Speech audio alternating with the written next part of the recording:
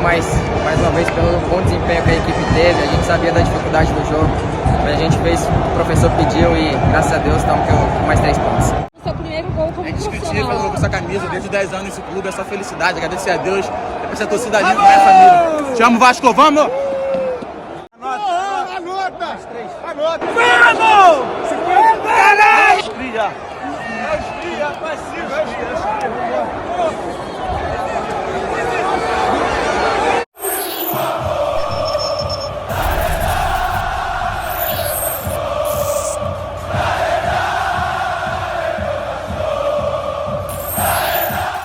Seja bem-vindo ao canal Futebolaço, eu sou o Dieguinho. Bom, galera, tá entrando no ar a nossa segunda edição desta segunda-feira, como sempre, com muitas informações para vocês. Então já chega, ó, deixando o dedo no like no começo do vídeo, que me ajuda bastante. Tá chegando pela primeira vez aqui no canal, por favor, já se inscreva, ative o sininho das notificações, porque nós gravamos de 2 a 3 vídeos aqui no canal e você vai ficar sempre bem informado de tudo que rola no Vascão e me dá essa moral, me segue na minha conta pessoal lá no Instagram, beleza? Dito isso, lembrar vocês aí que nós temos jogaços aí pela Eurocopa e também na Copa América amanhã. Então você que é bom de palpite, corre lá na PagBet. A PagBet é a mais democrática do mercado, porque com apenas R$1 você já está apto a apostar, tá? O link da PagBet está aqui na descrição do vídeo, no primeiro comentário fixado do vídeo. Lá você tem atendimento simples e desburocratizado, atendimento 24 horas por dia e os nossos depósitos são feitos através de Pix. Não à toa o nosso bordão é acertou, tá pago. Via a agilidade das nossas transferências, nós somos a mais democrática do mercado, porque com apenas R$1 você está apto a apostar, beleza? PagBet, parceira do canal Futebolaço. O link tá aqui, ó, na descrição do vídeo, do primeiro comentário fixado, quem quiser. Também tem o famoso jogo do Aviator, que é uma modalidade diferente de apostas para você se divertir, beleza? Dito isso, vamos agora para as informações. Primeiro, vamos aqui algumas informações curtinhas. O Rojas está fora da partida contra a equipe do Corinthians quarta-feira em São Januário. Ele tomou 15 pontos na cabeça e ele entrou no protocolo de concussão cerebral. Obrigatoriamente, ele já fica 5 dias fora, ou seja, já não tem condições para o jogo pelo protocolo da CBF do Corinthians. Caso recupere-se, teria condição pela CBF para o jogo do final de semana. Porém, como o atleta acabou de tomar 15 pontos na cabeça, acredito que ele vai dar mais uma segurada aí, né? Porque o ponto está recente, um cabeceio, alguma coisa do tipo, pode abrir os pontos. Daí acredito que deve estar também bem dolorida a região. Imagina, 15 pontos, cara, é ponto pra caramba. Quando criança eu tomei 3 pontinhos aqui no queixo, faço ideia do que é tomar 15 na cabeça, tá? Então, boa recuperação para o Rojas. E falando aí de ausência, temos retornos. Os 4 atletas que cumpriram suspensão contra o Inter retornam. Maicon na zaga, Lucas Piton na lateral esquerda, Hugo Moura de primeiro volante e o atacante David. Esses 4 retornam. O Estrela realmente fora, vai fazer cirurgia. João Vitor também fora cirurgia. Estrela por volta de 3 meses. O João Vitor por volta de 1 mês e meio, 2 meses. O Paê ainda está tentando recuperar o edema na coxa. O Vasco não confirmou ainda se ele está fora da partida, mas a tendência é que sim, que o Paê não enfrente o Corinthians, tá? Então, atualizações médicas para vocês aí a respeito da situação do Vasco. Ramon Dias vai ser o novo treinador do Corinthians, praticamente tudo acertado, falta chegar ao Brasil e assinar contrato. Vejo com muitíssimo bons olhos essa situação, porque para ele assumir o Corinthians tem que ter a rescisão do Vasco. Então, aí já tem novo clube e tal, a relação é boa, eles mesmos já até falaram que só processariam se fosse a 777, não o Vasco, que eles façam um acordo e resolvam logo esse imbróglio e o Ramon Dias possa seguir a vida dele bem. A gente vai sempre estar na torcida pelo Ramon, é um treinador que a gente gosta muito. Por outro lado, a gente pode ver um time reagindo fortemente no campeonato, né? O Ramon Dias é muito bom para esse chacoalhão aí, ele é um cara que sabe trabalhar com clube de massa. Pode ser que o Corinthians na mão dele tenha uma arrancada, mas eu vejo o Corinthians muito mais com um problema extra-campo, que estoura no campo, porque o time do Corinthians, se você pegar individualmente no papel, não é uma equipe ruim não, tá? Então o Ramon Dias deve estar assinando um contrato por validade de 1 temporada e meia, tá? Ou seja, até o final do ano que vem. Thiago Alcântara oficializou a aposentadoria hoje. Então, de fato, Thiago Alcântara não vai jogar não só no Vasco, como em clube algum. E me chamou a atenção, cara, o Thiago tem 33 anos de idade só, mas oficializou a aposentadoria. Tinha clubes até interessados nele, mas preferiu pendurar as chuteiras, tá? Desejar boa sorte aí ao Thiago nesse encerramento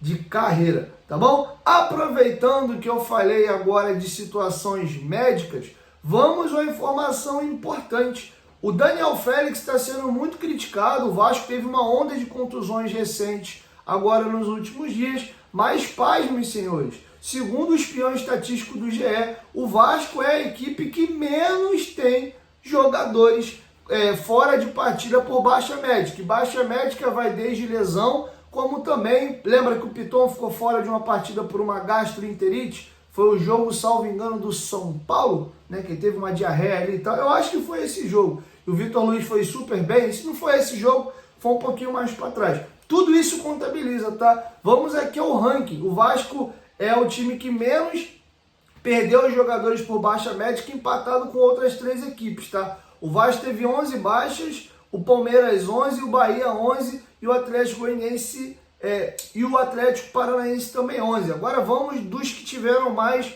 para os que tiveram menos. O que lidera disparado esse ranking é o Fluminense. O Fluminense tem 34 baixas médicas, em segundo lugar vem o Vitória com 28, terceiro Fortaleza 27, quarto Botafogo 26, Atlético Mineiro vem com 25, empatado com São Paulo 25, Internacional 23, Grêmio 21, Bragantino 19, Juventude 19, Criciúma 18, Cruzeiro 17, Cuiabá 17, Flamengo 16, Corinthians 15, Atlético Goianiense 14, depois vem a turminha com 11 baixas médicas, tá? E aí fica a questão, é culpa do Daniel Félix, essas últimas contusões? O Vasco mais uma vez vem se destacando pelo seu departamento de saúde e performance. Ano passado, o Vasco foi a equipe que menos teve lesões.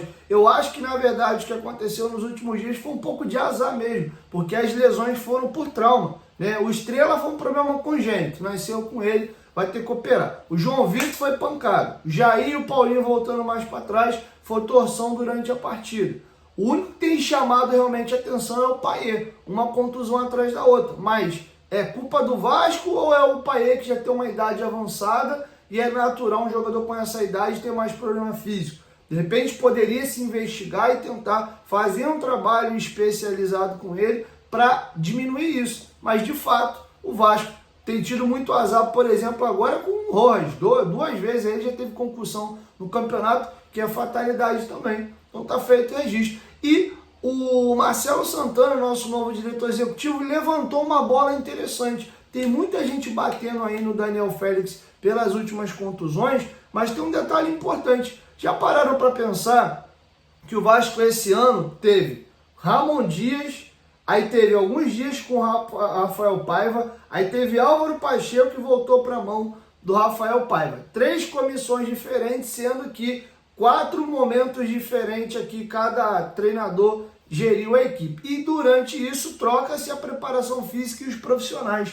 Isso pode com certeza interferir também no desempenho físico dos atletas. Achei muito interessante essa colocação do Marcelo Santana e eu vou encerrar o vídeo com ele, dando esse feedback aí na opinião dele do que pode estar ocasionando essas lesões do Vasco nos últimos dias, e eu acho que faz muito sentido. Gostei do posicionamento deles. Vamos ouvir o Marcelo Santana. Sobre essa questão da preparação física, muitos clubes no Brasil buscam ter uma comissão fixa da casa, especialmente na área de preparação física, porque é um setor muito sensível.